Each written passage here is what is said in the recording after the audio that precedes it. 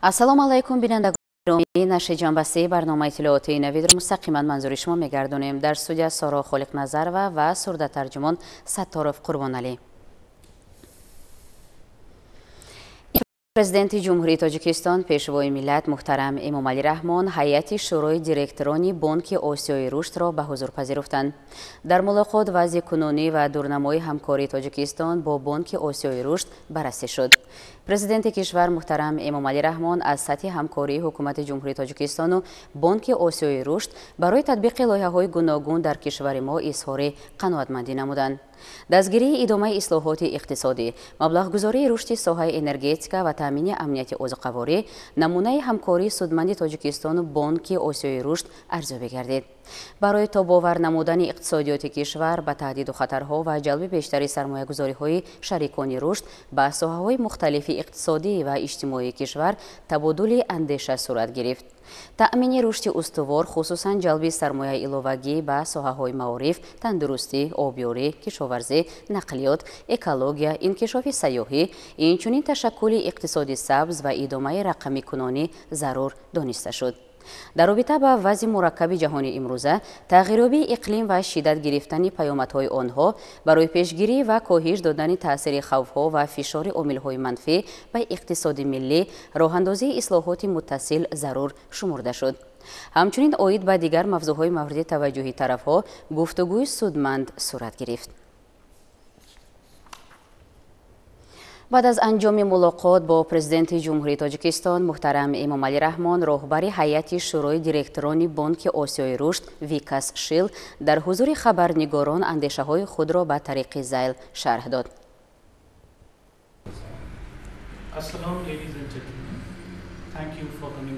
Салому алейкум хонумон ва ҷанобон. Ташаккур барои ташрифатон имрӯз. Мо хеле арзи сипос мехостем баён кардан ба ҷумҳурии Тоҷикистон барои сатҳи волои меҳмоннавозӣ, чунки ин кишвар кишвари хеле зебо аст ва фарҳанги хеле ғанӣ ва таърихи ғанӣ дорад.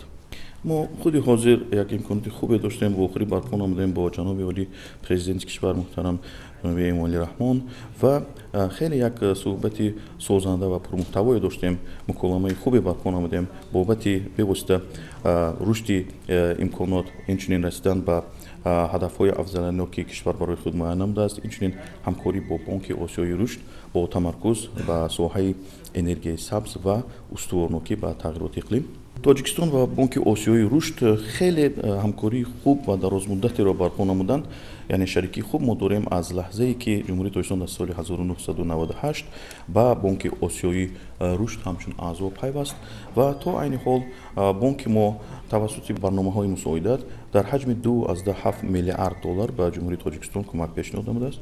ва дар соли 2024 барномаи мусоидати бонки мо ба ҷумҳурии Тоҷикистон дар ҳаҷми 220 миллион маблағҳои грантӣ пешбинӣ шудааст барои татбиқи 6 лоиҳаи нав дар соҳаи нақлиёти сабз ки асосан фаро мегирад минтақаи роҳи Данғара Гулистонро. Инчунин равона мегарданд маблағҳо дар самти тандурустӣ, энергетика, беҳтар намудани муҳити соҳибкорӣ, инчунин масоили гендерӣ. ва бояд тазаккур кунам ки 4 то аз ин 6 лоиҳа аллакай тасдиқ шуданд.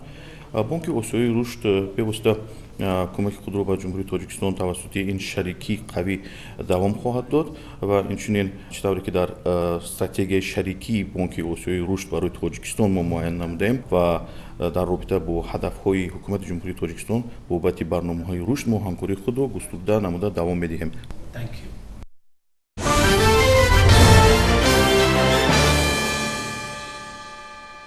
имрӯз пешвои миллат муҳтарам Эмомалӣ Раҳмон ҳамчунин муовини раиси ҳукумати Федератсияи Россия ҳам раиси комиссия муштараки байниҳукуматии Тоҷикистону Россия оид ба ҳамкории иқтисодӣ Марат Ҳуснуллинро ба ҳузур пазируфтанд.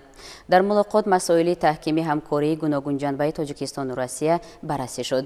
таваҷҷӯҳи зиёд ба густариши робитаҳои ду кишвар дар соҳаҳои тиҷорат, саноат, энергетика, молиявиву бонкдорӣ ва сармоягузорӣ зоҳир гардид. барои расидан ба ҳадафҳои дар ин самтҳо муайян гардида, баландбардоштани самаранокии фаъолияти комиссияи муштараки байниҳукуматӣ оид ба ҳамкории иқтисодӣ зарур шумурда шуд. ҷалби сармояи Россия ба иқтисоди Тоҷикистон барои татбиқи лоиҳаҳои муштарак аз ҷумла дар бахшҳои кооператсияи саноатӣ ва таъсиси паркҳои индустриалӣ ба нафъи ду кишвар маънидод шуд. ҳамчунин оид ба дигар масъалаҳои мубрами муносиботи тоҷикистону Россия табодули андеша сурат гирифт. имрӯз раиси маҷлиси миллии маҷлиси олии ҷумҳурии тоҷикистон раиси шаҳри душанбе муҳтарам Рустаме Эмомалӣ бо муовини раиси ҳукумати Федератсияи Россия ҳамраиси комиссияи муштараки байни ҳукуматии Тоҷикистону Россия оид ба ҳамкории иқтисодӣ Марат Ҳуснуллин мулоқот анҷом доданд. зимни суҳбат ҷонибҳо вазъи имрӯза ва дурнамои муносибатҳои бисёрҷонибаи Тоҷикистону Россияро мавриди баррасӣ қарор доданд. раиси маҷлиси миллии маҷлиси олии ҷумҳурии Тоҷикистон раиси шаҳри душанбе муҳтарам Рустаме Эмомалӣ таъкид намуданд ки тавсеяи ҳамкориҳои гуногунҷанба бо Федератсияи Россия дар сиясати хориҷии кишвари мо мавқеи муҳим дошта, нақши комиссияи муштараки байни ҳукуматии Тоҷикистону Россия оид ба ҳамкориҳои иқтисодӣ дар ин самт хеле назаррас аст. ҳамчунин зикр гардид ки ҳамкории байни парламентӣ байни ду кишвар тамоили мусбати рушд дорад. ҷонибҳо зарурати идомаи талошҳои муштаракро ҷиҳати тавсея ва фаъолгардонии ҳамкориҳои тиҷоративу иқтисодӣ, сармоягузорӣ ва фарҳангиву гуманитарӣ иброз намуданд. дар ҷараёни суҳбат инчунин дигар масъалаҳои мавриди таваҷҷӯҳи ҷонибҳо муҳокима гардиданд. имрӯз дар шаҳри Душанбе ҷаласаи 20-уми комиссияи байни ҳукуматии ҷумҳурии Тоҷикистон ва Федератсияи Россия оид ба ҳамкории иқтисодию тиҷоратӣ баргузор гардид ки дар кори он таҳкими робитаҳои дуҷониба дар соҳаҳои мавриди таваҷҷӯҳ муҳокима гардиданд. гузориш дар ин бора. 4 октябр дар шаҳри Душанбе ҷаласаи комиссияи байни ҳукуматии ҷумҳурии Тоҷикистон ва Федератсияи Русия оид ба ҳамкориҳои иқтисодию тиҷоратӣ дар шакли маҳдуд оғоз гардида бо ҳайатҳои васеъ идома ёфт. дар ҷаласаи комиссияи байни ҳукуматии ҷумҳурии Тоҷикистон ва Федератсияи Русия оид ба ҳамкориҳои иқтисодию тиҷоратӣ ки таҳти раёсати сарвазири ҷумҳурии Тоҷикистон Қоҳир Расулзода ва муовини раиси ҳукумати Федератсияи Русия Марат Ҳуснуллин баргузор гардид, таваҷҷӯҳи асосӣ ба иҷрои супориши сарони давлатҳо ва дар ҳамин замина истифодаи пурраи имкониятҳои мавҷуда барои таҳкими робитаҳои дуҷониба равона карда шуд. таъкид гардид ки дар соли 2023 тибқи маълумот ҳаҷми гардиши савдо бо Федератсияи Русия 1,7 миллиард долларро ташкил дода нисбат ба соли 2022 2,4% зиёд шудааст. дар 8 моҳи соли 2024 бошад ҳаҷми савдо байни ҷумҳурии Тоҷикистон бо Федератсияи Русия беш аз 1,2 миллиард долларро дар бар гирифтааст ки суръати афзоиши он 14%-ро ташкил медиҳад. татбиқи лоиҳаҳои зиёди муштарак ва афзуншавии гардиши бор байни ҳарду давлат мисоли рушди робитаҳои дуҷониба байни Тоҷикистону Русия ба ҳисоб меравад. гуфта шуд ки дар сурати истифодаи пурраи имкониятҳои мавҷуда метавон робитаҳоро боз ҳам таҳким бахшид. бо назардошти ҳамин ҷонибҳо ҳадафро ба иҷрои супориши президенти ҷумҳурии Тоҷикистон пешвои миллат муҳтарам Эмомалӣ Раҳмон ва президенти Федератсияи Русия муҳтарам Владимир Путин равона намуданд.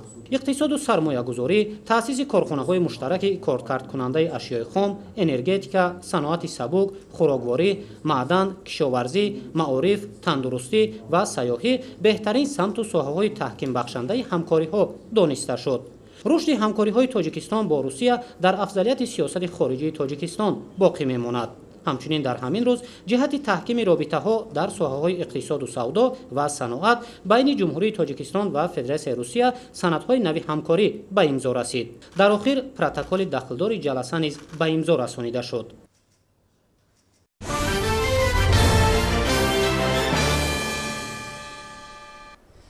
бахшида ба рӯзи забони давлатии ҷумҳурии Тоҷикистон ки ҳамасола 5 октябр дар кишварамон таҷлил мегардад, имрӯз бо таҳти раёсати раиси маҷлиси намояндагони маҷлиси олии ҷумҳурии Тоҷикистон Маҳмадтоир Зокирзода ва иштироки вакилони маҷлиси намояндагон ва кормандони дастгоҳи ин мақоми олии қонунбарор маҷлиси тантанавӣ дар мавзӯи забони миллат ҳастии миллат баргузор гардид.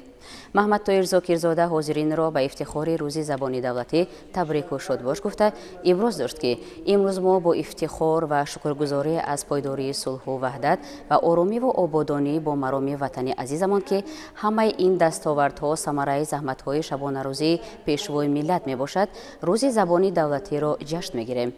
зикр гардид ки арҷгузорӣ ба забони давлатӣ ки ҳамчун рукни муҳимтарини ҳастии миллат дар устувории давлатдории миллӣ ва фарҳангиву маънавиёти мардум нақши барҷаста дорад, вазифаи инсониву виҷдонии ҳар як фард ба ҳисоб меравад.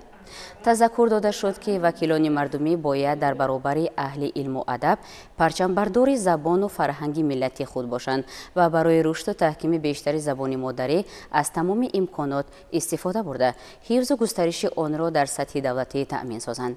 аз рӯи масъалаи мазкур дар назди ҳозирин ҳамчунин дигар вакилон ва кормандони дастгоҳи маҷлиси намояндагон баромад карданд. имрӯз дар китобхонаи миллии тоҷикистон бахшида ба рӯзи забони давлатии ҷумҳурии тоҷикистон таҳти унвони забон ва истиқлол конференсияи илмию амалии ҷумҳуриявӣ баргузор гардид. дар ҳамоиш ёрдамчии президенти ҷумҳурии тоҷикистон оид ба масъалаҳои иҷтимоӣ ва робита бо ҷомеа Абдулло Раҳмонзода ва олимону донишмандон иштирок варзиданд. суханварон атрофи ҷанбаҳои рушди забони модарӣ дар замони соҳиб истиқлолӣ ибрози андеша карданд. тафсилоти бештар дар гузориши ҳамкорони мо. ҳамоиш бо ибтикори кумитаи забон ва истилоҳоти назди ҳукумати ҷумҳурии тоҷикистон баргузор гардида дар он ёрдамчии президенти ҷумҳурии тоҷикистон оид ба масъалаҳои рушди иҷтимоӣ ва робита бо ҷомеа Абдулло Раҳмонзода забоншиносон ва муҳаққиқони соҳа иштирок карданд. дар конференсия мавзӯъҳо оид ба саҳми пешвои миллат муҳтарам Эмомалӣ Раҳмон дар таҳкиму тақвияти забони тоҷикӣ дар мамлакат ва арсаи байналмилалӣ, нақши истиқлоли давлатӣ дар масоили марбут ба рушду нигоҳдошти забони давлатӣ ва аҳамияти забони тоҷикӣ дар ташаккули ҷомеа муҳокима гардиданд. суханварон оид ба нақши забони давлатӣ дар таҳкиму такомули давлатдории тоҷикон ва пайдоиши хату навиштаҷоти забони қадимаи тоҷикӣ форсӣ маълумоти ҷолиб пешниҳод намуда қайд карданд ки барои побарҷо нигоҳ доштани забон пеш аз ҳама моро месазад ки дар радифи дӯст доштани фарҳангу тамаддун, расму оин ва дигар самтҳои муҳими давлатӣ забонро муқаддас донем ва ҳифз кунем. дар даврони соҳиб истиқлолӣ бо пуштибонию ғамхориҳои пайвастаи давлату ҳукумат ба вижа пешвои муаззами миллат муҳтарам Эмомалӣ Раҳмон зарурат пеш омад то як қонуни комилан пурра мукаммалеро дар самти пешбурди сиёсати давлат дар бораи забон гӯем таҳияву тасдиқ намоем.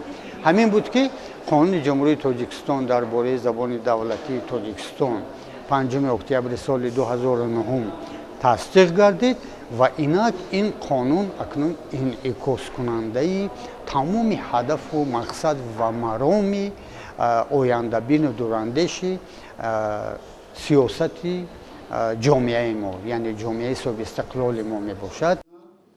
иштирокчиён дар маърузаҳои хеш зикр карданд ки забон неъмати бебаҳои зиндагии аҳли башар мебошад. инсон фақат тавассути забон метавонад эҳсос ва фикру андешаи худро иброз намояд. забони миллӣ оинаи пурҷилои таърих, ҷаҳони маънавӣ ва хираду маърифати ҳар як халқу миллат ба шумор меравад. забони тоҷикӣ дар раванди ташаккул ва таҳаввули худ роҳи ниҳоят душвору пурпечтобро тай карда аз санҷишу имтиҳонҳои сахту сангини таърих гузаштааст. дар даврони соҳиб истиқлолӣ ва бунёди давлати миллӣ низ рисолати худро ба сифати яке аз рукунҳои асосии давлатдорӣ ва омили ҷомеасозу ваҳдатофар идома дода истодааст.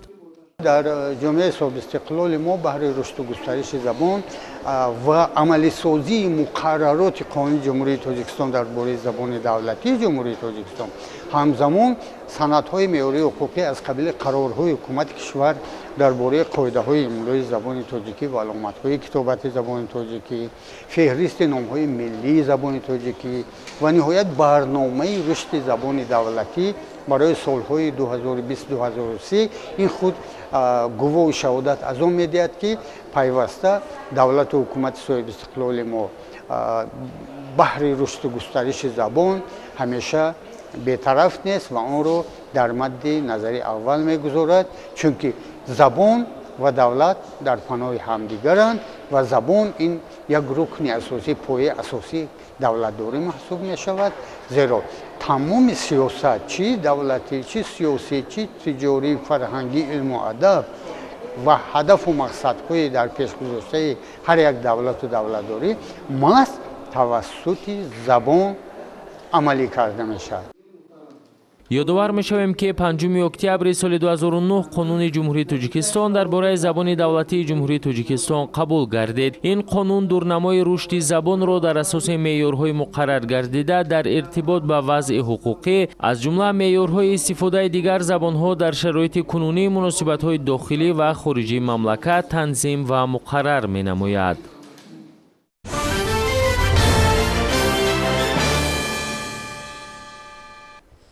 рӯзи забони давлатӣ рамзи пойдориву бақои миллат, муҳимтарин нишонаи давлатдории миллӣ ва омили ваҳдату сарҷамъии мардуми тоҷикистон мебошад. дар сохтору мақомоти интизомӣ ва ҳифзи ҳуқуқ низ дар робита ба таҷлили рӯзи забони давлатӣ ҳамоишҳо доир шуданд. тафсилоти бештар дар матлаби навбатии барнома. ҷамъомади тантанавӣ ба муносибати рӯзи забони давлатӣ дар вазорати мудофиаи мамлакат با درآوردن پرچم دولتی جمهوری تاجیکستان بیرق جنگی با تالار برگزاری چهاربینی و با صدای سرود ملی تحت نوای ارکستر حربی نفسی آغاز گردید. در آغاز وابسته به سهم پیشوای ملت پرزیدنت جمهوری تاجیکستان محترم امامعلی رحمان در رشد و تشکل زبان دولتی و تطبیق سیاست هدفمندانه حکومت در این سمت مسئولین وزارت مدافعه و نماینده اتفاق نویسندگان تاجیکستان در نزد هیئت شخصی دستگاه مرکزی وزارت، استاد گنرالی قواهای مسلح و کافدراهای حربی نزد مؤسسه‌های عالی کسبی مملکت برآمد نموده قید کردند که ماهیت و مهمترین مسئله‌های سیاست زبان در برآمدهای سرور دولت ابراز گشتند. طور تاکید کرده شد اثر بنیادی پرزیدنت جمهوری تاجیکستان محترم امامعلی رحمان زبان ملت، هستی ملت تحقیقات مرحله‌ای گردید که با بسیار معماهای بحثناک و حل طلب عملکرد زبان تاجیکی و تاریخ تحول آن روشنی انداخت.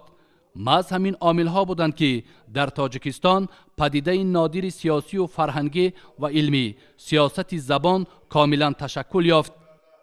همچنین در دایره نقش چهاربینی‌های نظامیان کشور بخشیده به روز زبان دولتی جمهوری تاجیکستان در قسم واحدهای نظامی جمع‌آمدهای تنتنوی و در پایگاه دانشکده حربی وزارت مدافعه باشد تحت عنوان رسالت زبان ملت فرهنگ پرور و تمدن آفرین کنفرانسیای جمهوریوی علمی عملی برگزار گردید.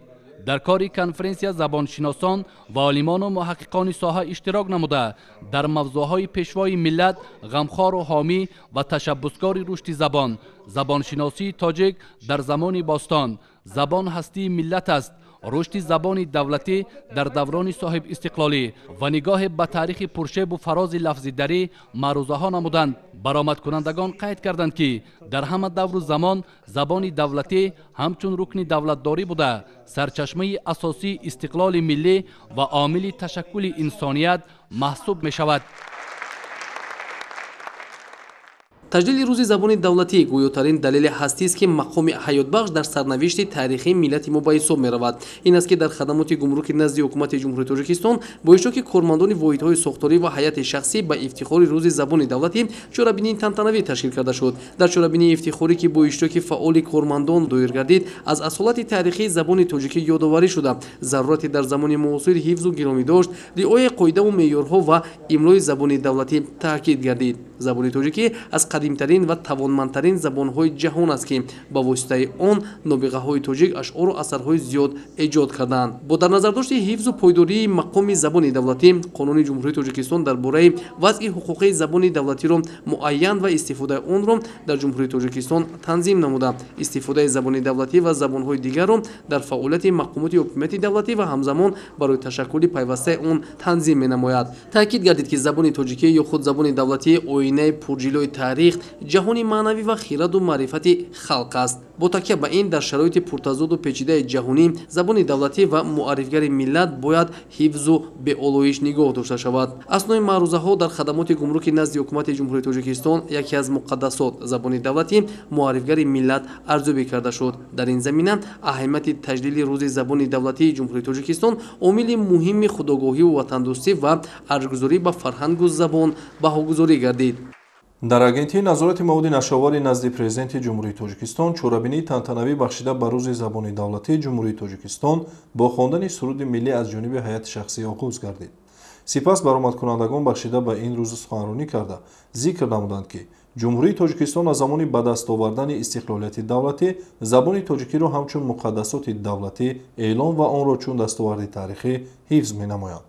маҳз дар давраи соҳибистиқлолӣ силсилаи қонуну қарорҳо оид ба забони тоҷикӣ қабул ва мавриди амал қарор гирифтанд ки онҳо ба забони модарии мо мақоми давлатӣ дода манзалати забони тоҷикиро хеле боло бурданд. бо ташаббуси асосгузори сулҳу ваҳдати миллӣ пешвои миллат президенти ҷумҳурии тоҷикистон муҳтарам эмомалӣ раҳмон қонуни ҷумҳурии тоҷикистон дар бораи забони давлатӣ ва барномаи рушди забони давлатии ҷумҳурии тоҷикистон барои солҳои 2020-2030 қабул гардидааст. таъкид гашт ки забони ширину шевои тоҷикӣ муҳимтарин унсури ҳастӣ ва бақои умри миллати кӯҳанбунёди мо мебошад ки дар даврони истиқлол ва дар марҳилаи бунёди давлатдории миллӣ рисолати миллату давлатсозии худро бо рангу ҷилои тоза идома бахшида истодааст.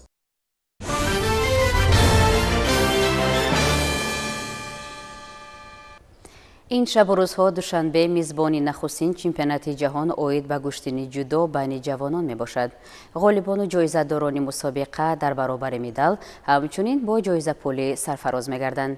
шарҳи бештари ин рӯйдоди муҳими варзиши сатҳи байналмилалӣ дар матлаби навбатии барнома манзуратон мегардад. александра кан узви мунтахаби ҷудои кишвар дар вазни 57 килограмм баромад кард. дар даври аввал александра бо маҳорати олӣ муқобили варзишгари турк ойшанур карадоғ имтиёзи ипон ба даст оварда ғалаба намуд. александра кан дар даври дуюм наврупи ҳинду таборо низ ба ҳамин зайл аз сари роҳаш берун намуд, вале дар даври ҳашак ниҳоӣ ҷудокори мо аз фидан ализодаи озарӣ мағлуб шуда аз идомаи рақобатҳо бенасиб монд. ҳамзамон дар ин вазн раҳмия ханҷарбекова ва дар вазни 63 кило ҷонона назарова низ аз рақибони якуми хеш ноком шуданд. дар категорияи 73 кило кишвари моро Муҳиддин Асадуллоев ва Илҳомиддин Ҷабборов намояндагӣ карданд. Муҳиддин Асадуллоев баромадро аз даври дуюм шурӯъ намуда дар ин марҳила Магомед Нурташевро бо имтиёзи ипон шикаст дод. дар марҳилаи баъдӣ Муҳиддин бо намояндаи Лаҳистон Сулик Симон даст ба гиребон шуд. варзишгари лаҳистонӣ бо 3 шидо муҷозот гашта аз идомаи рақобатҳо маҳрум шуд. варзишгари тоҷик дар даври чоракниҳоӣ бо Мануэл Парлати итолиёвӣ рақобат кард. дар ин нерӯсанҷии сахт Муҳиддин нахуст имтиёзи вазари дарёфт. сипас дар идома низ ташаббусро ба даст гирифта аз ҳарифаш як имтиёзи дигар ситонид ва ба марҳилаи ниманиҳоӣ баромад. вале дар даври ниманиҳоӣ зури бозуи варзишгари тоҷик дар баробари варзишгари ҷопонӣ Юсуке Такейчи басандагӣ накард. баъди ин бохт варзишгари мо барои нишони биринҷӣ бо ҷудокори дастаи бетараф Абубакар Юсупов нерӯсанҷӣ намуд. дар ин сабқати бисёр ҳассос Муҳиддин бо усули пойзанӣ ҳарифашро афтонд ва доварон ва зарибаҳогузорӣ карданд. то анҷоми вақти асосӣ пешсафии худро варзишгари мо нигоҳ дошту дар натиҷа нишони биринҷии чемпионати ҷаҳон миёни ҷавононро ба даст овард. медали биринҷии дигарро дар ин вазн Мардон Равшанови узбек ба гардан овехт. ду ҷудокори ҷопонӣ дар финал бо ҳам нерӯ санҷида дар натиҷа Кейто Кихара дастболо гардид. паҳлӯи президенти Федератсияи ҷудои Тоҷикистон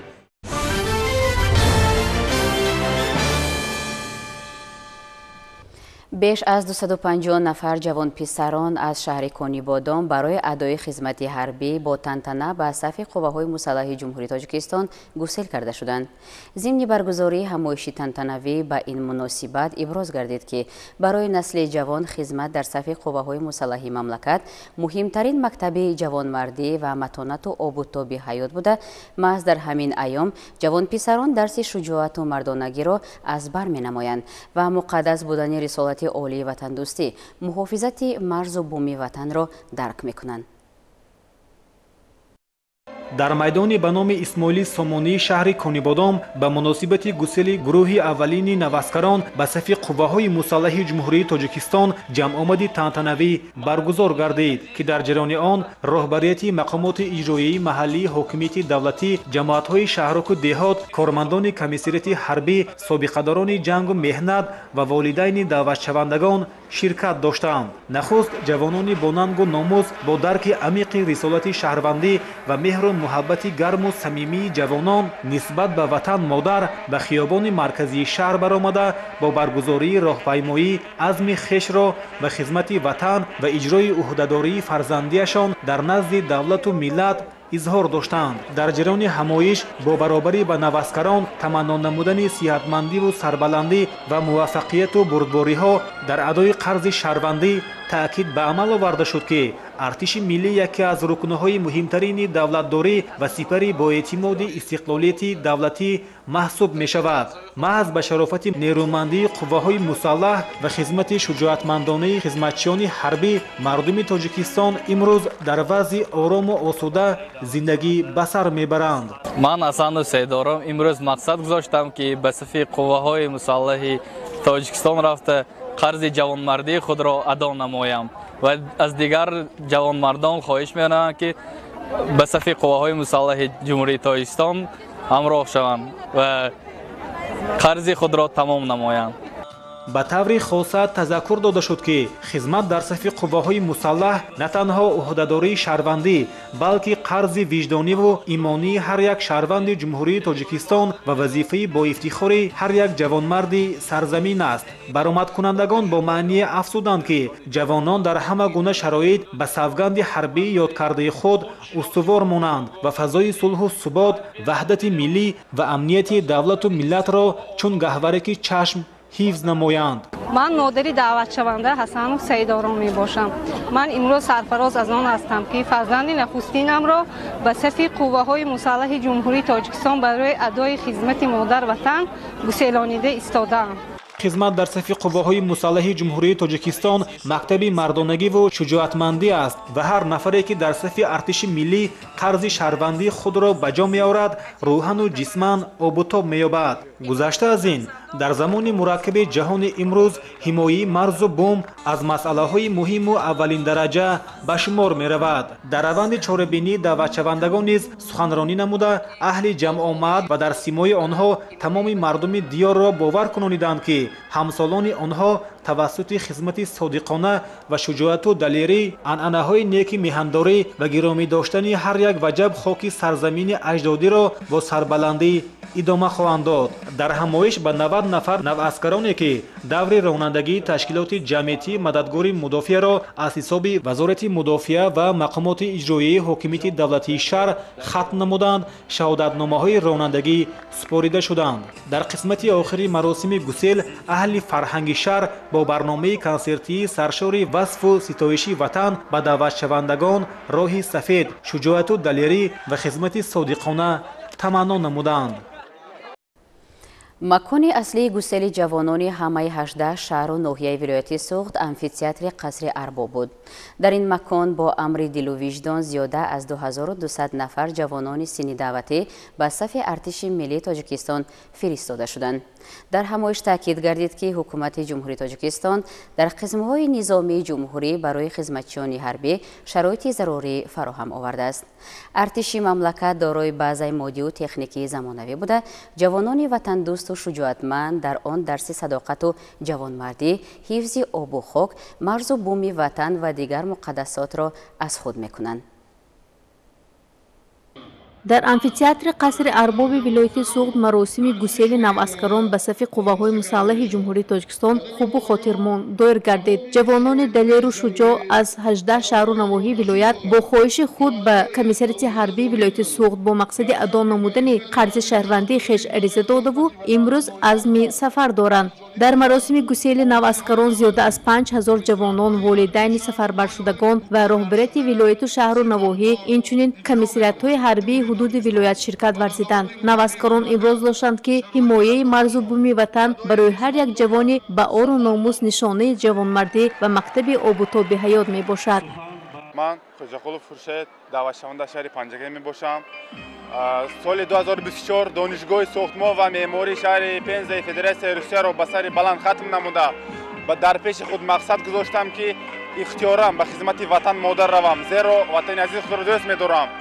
мо бояд ҳамеша ба боварӣ асосгузори сулҳу ваҳдати миллӣ пешвои миллат президенти ҷумҳурии тоҷикистон муҳтарам эмомалӣ раҳмон ки ҷавононро нерӯи пешбарандаи ҷамъият гуфтанд сазовор бошем. нагузорем ки осудагии ороми кишвари азизамонро касе халалдор созад. خدمت در صفهای قوای مسلح نه تنها قرض مقدس فرزندی بلکه مایه افتخار و شرف بزرگ بوده. در آن هر یک جوان مرد مکتب متانت و جسارت، دوستی و رفاقت و خودشناسی و میهن‌پرستی باشد. من امروز اختیار از آن میکنم که امروز در قطار اختیاریان شجاع که برای اجرای قرض فرزندی خود یعنی حمایه مرز و بوم کشوری عزیز که به صفهای قوای مسلح سفربشت ایستادند قرار دارم. من از نام تمام جوانان ولایت سوخت وعده میدهم که با وطن خود صادقانه خدمت نموده برای حفظ حمایه مرز و بوم کشور جان خود را دریغ نمیدارم. سربلندانه خدمت خود را پس سر نموده و نزد پدر و مادر خود برمیگردم. ضمن سخنرانی رئیس ولایت سوخت رجب‌پور احمدزاده قید نمود که جوانان نیروی پیشبرنده جامعه و سپری با اعتماد دولت و ملت بوده خدمت در صف‌های ارتش ملی برای هر یک جوان وطندار و میهن‌پرست افتخار است. قید گردید که سال از سال با دستگیری حکومت جمهوری تاجیکستان و سرفرماندهی عالی قواهای مسلح جمهوری تاجیکستان گنرال ارتش پرزیدنت جمهوری تاجیکستان محترم امامعلی رحمان شرایط خدمت و زندگانی در قسم‌های حربی بهتر گردیده الحال برای سرباز و افسران همه شرایط‌های ضروری فراهم آورده شده است، زیرا سهم جوانان در تحکیم امنیت ملی و موقع آنها جهت حفظ مرز و بوم وطن خیلی کلان است. ما شاهد آن شده ایستادیم که با یک شکوه و شهامت خاصه با یک فضای ایدانه جوانان وطن دوست و صادق جمهوری تاجیکستان یک دلانه با امر دل و وجدان به صف قوای مسلح جمهوری تاجیکستان پیوسته ایستادند. امروز نه تنها سال به سال از دعوت به دعوت ما احساس کرده ایستادیم که احساس مسئولیت شهروندی و وطن دوستی تربیت وطن دوستی نورسان و جوانان به مراتب بلند شده ایستاده است. باید قید سازیم که بعد از قبول قانون جمهوری تاجیکستان درباره تربیت وطن دوستی شهروندان یک سلسله چاره‌بینی ها برگزار گردید که در آن نه بلکه نورسان و جوانان بلکه کل ساکنان کشور خاصه ساکنان ولایت سوخت با یک احساس مسئولیت شهروندی و افتخار بلند وطنداری امروز هم گذاشته ایستادند که تاجیکستان در همه ساحه‌ها پیش رود. در انتهای چهاره‌بینی بخشیده به گسیل دعوت شوندگان به صف قواهای مسلح جمهوری تاجیکستان برآمد پرمحتوا و رنگین اهل فرهنگ ولایت پیشکشی حاضرین گردانده شد.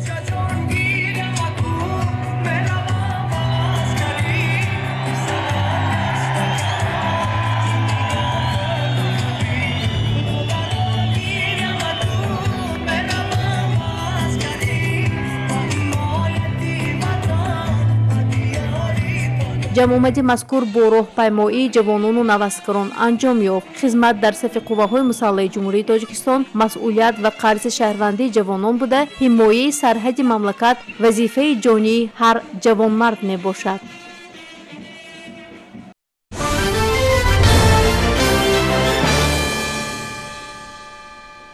لباس ملی یکی از رکن‌های فرهنگی ملی به شمار رفته یادگاری از گذشتگان است که در طول تاریخ زیبایی‌اش را گم نکرده است.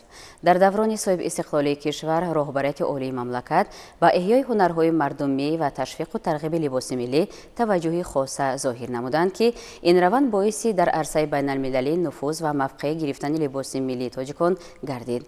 جهت ترغیب نمودن این فرهنگی باستانی همه ساله در کشور فستیوال‌های سطحی جمهوری برگزار می‌گردد.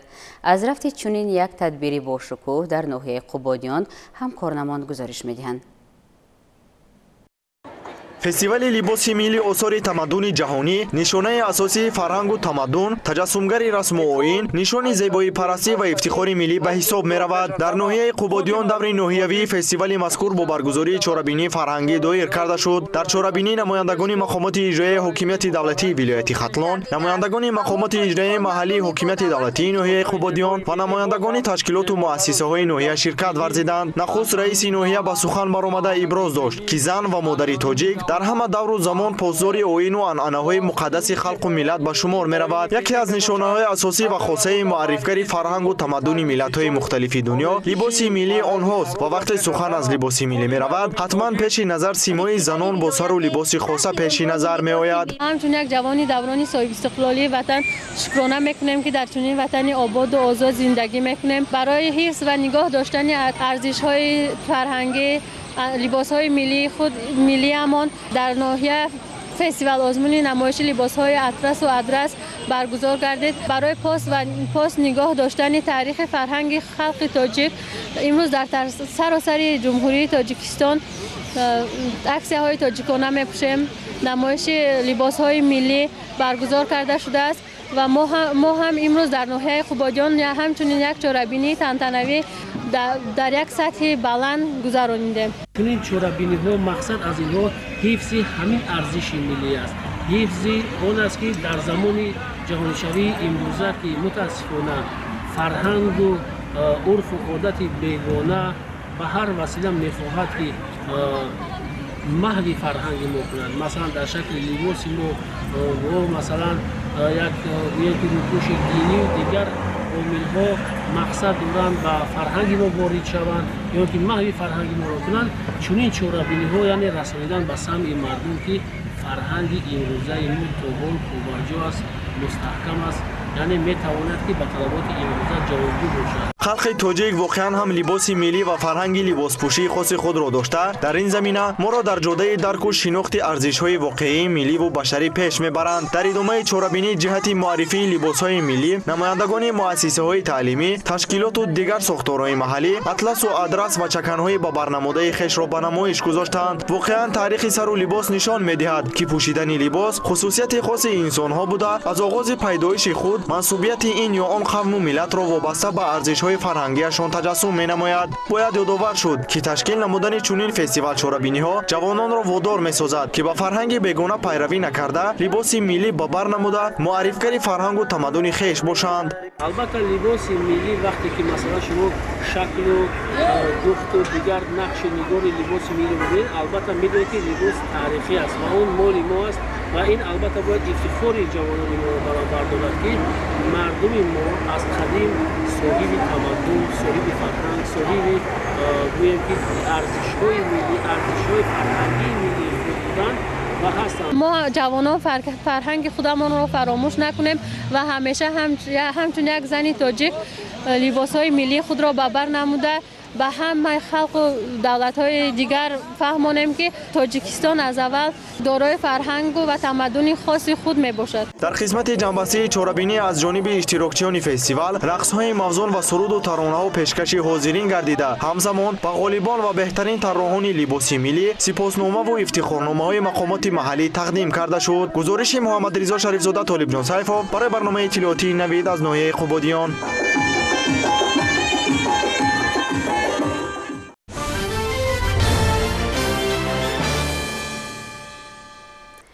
соҳаҳои иҷтимоӣ ноҳияи лағш ба мавсими зимистони пеш омад омодагии ҳамаҷониба мебинанд. бо таваҷҷӯҳ ба ин ки зимистони ин минтақа нисбатан сарду тӯлонӣ аст, таваҷҷӯҳи мақомот ҳам ба масъалаи зимистонгузаронии муассисаҳои таълимиву тандурустӣ зиёд аст.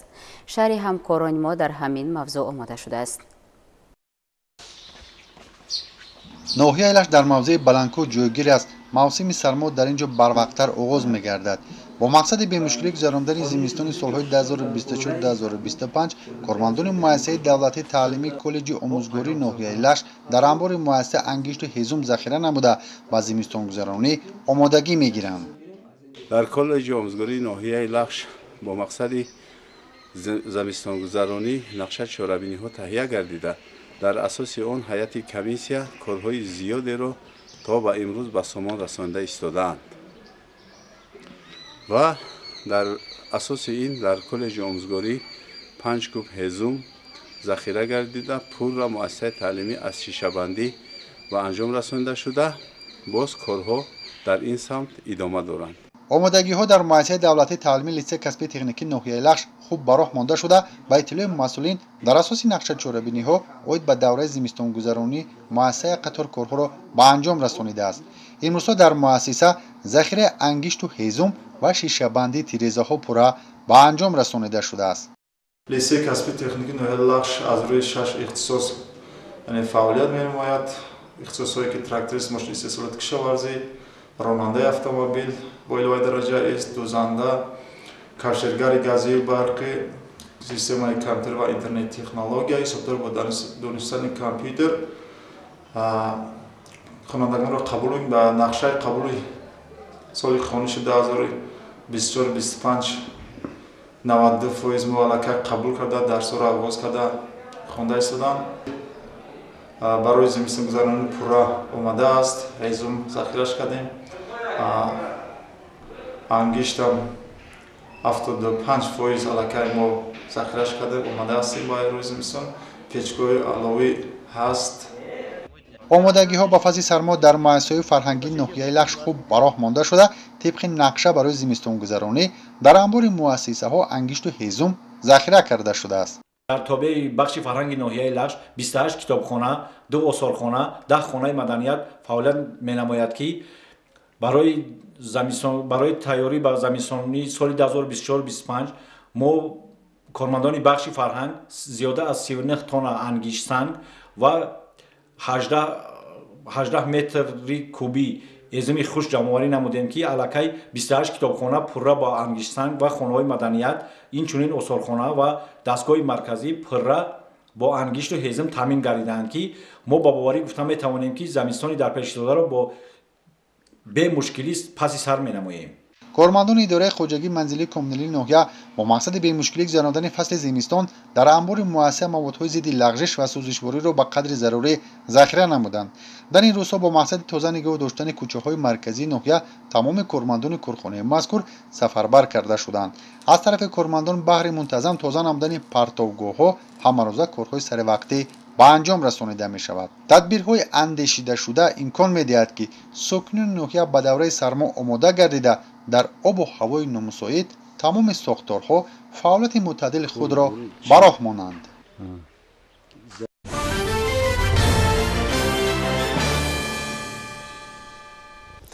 мақому манзалати омӯзгор дар ташаккули фарҳанги ниёгони мо ҳамеша бузург арзёбӣ гардида, ӯро тарбиятгари инсон, чароғи роҳнамо ба сӯи фардои дурахшон, таконбахши рушди ҷомеа ва самгузори рушди нерӯи ақлонӣ номиданд. ин нуқта дар ҳамоиши тантанавӣ ба муносибати рӯзи омӯзгорон, ки дар шаҳри Ҳисор баргузор гардид, садо дод. ҷузъиёти бештари ин чорабиниро ҳамкори мо Бахтиёр Қодирзода дар гузориши худ шарҳ медиҳад. дар шаҳри Ҳисор рӯзи омӯзгор бо шукӯҳу шаомати хос таҷлил гардид. қабл аз оғози чорабинии тантанавии масъулини муассисаҳои таълимии ҳудуди шаҳр дастовардҳои муассиса ва шогирдони худро ба намоиш гузоштанд. чорабинии тантанавӣ бо иштироки роҳбарияти шаҳр, собиқадорони соҳаи маориф, унвону ҷоизадорон, устодону шогирдон, иштирокчиёни фаъоли олимпиадаҳою озмунҳои ҷумҳуриявӣ баргузор гардид. нахуст роҳбарияти шаҳри Ҳисор дар боғи фарҳангии фароғатии шаҳр аз намоиши дастовардҳои маорифчиёни шаҳр дидан карда дар чорабинии тантанавӣ суханронӣ намуд ва аҳли нишаст дар симои онҳо устодону шогирдон ва сокинони шаҳрро ба муносибати рӯзи омӯзгорон табрику таҳният гуфтанд. роҳбарияти шаҳри Ҳисор аҳли маорифро ба муносибати фарорасии рӯзи омӯзгор самимона табрику таҳният гуфта, ба онҳо дар анҷом додани рисолати башардӯстонаашон барору комёбӣ таманнӯ карданд. боиси хурсандист, ки сол то сол мартабаи омӯзгор дар ҷомеа баланд рафта истодааст. мо аз он хурсандем, ки устод омӯзгор, муаллим қадру манзалати худашро дар ҷомеа хеле зиёд мекунад.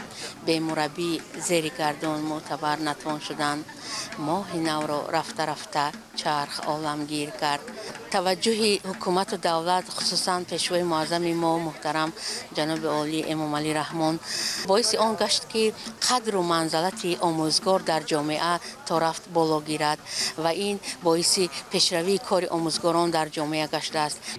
таъкид гардид, ки ҳукумати ҷумҳурии Тоҷикистон барои рушди соҳаи илму маориф ва баланд бардоштани мақому манзалати омӯзгорон дар ҷомеа таваҷҷӯҳи махсус зоҳир менамояд.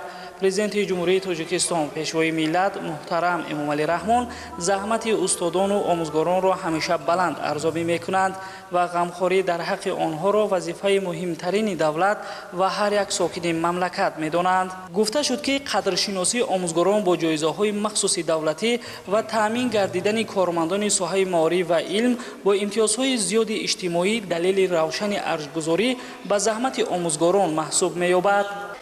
ман сараввал миннатдории худамро با استادان عزیز و مهربان خود میرسانم که مرا در راه درست تربیت نمودند و من در آزمون جمهوری فروغ سپیدان‌های کتاب است اشتراک نموده در دور منطقوی سزاوار جای اول گردیدم و کوشش می نمایم که در دور جمهوری نیز سزاوار یکی از جایها بگردم. روبرت شهر سهمی آموزگاران شهر حصار در تربیه متخصصان جوابگو به طلبات بازار مهنت نیک ارزیابی نموده خدمت آنها را در سمت تأمین رشد ساحه علم و معارف تاجیک نظررس عنوان نمودند. در ادامه به یک قطار استادان فعالان ساحه برای رشد معارف تربیه نسل نورس و مساعدت نمودن شاگردان به المپیادا و آزمون‌های جمهوری نشان فخری علوچه معارف و علم جمهوری تاجیکستان سپاسنامه مقامات اجرایی حکومت دولتی شعبه معارف اتفاق‌های کسبه ساحه معارف اینچنین تحفه‌های مالی و پولی تقدیم کرده شد. در فرجام برنامه فرهنگی منظور اشتراکچیان گردید.